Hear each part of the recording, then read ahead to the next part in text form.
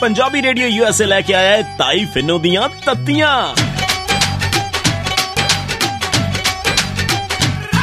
जदों तत्तियां सुनाइयां नी बड़ा दुख लग्या, बड़ा दुख लग्या। मैं तो सच्ची गल करदी हां, बुरी तो आपे लग जांदी है। जदों तत्तियां सुनाइयां नी बड़ा दुख लग्या, बड़ा दुख लग्या।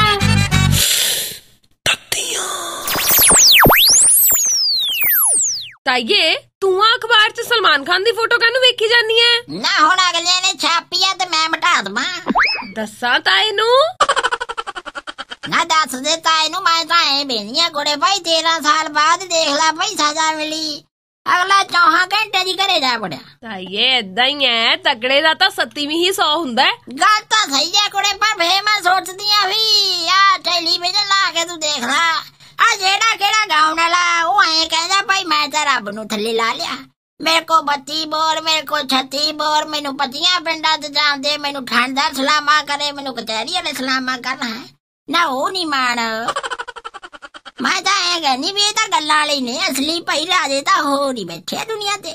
मतलब ताइये मत भले तू थोड़े दिन पहला जेड़ा मोगे वाला कांड होया सी, हाँ देख लो भाई इधर धरने लगे उधर धरने लगे, ऐ कर देंगे जो कर देंगे।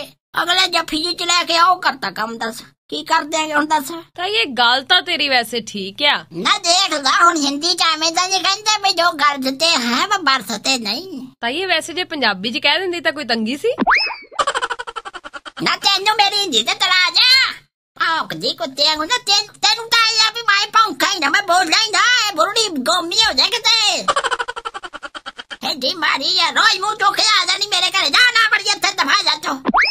हद हो गई है लोकां दी। ऐसे गल तां सोचण वाली है भमीरी, मैं भी एवें भौंकदी हां, दस कहना तां मैं भी पुत्ते नू कुछ नहीं हुंदा। आहो ताइये वैसे प्यार तां तू बहुत करदी आ मैनू। ना बड़ा के जा चाह बना कुछ पीए।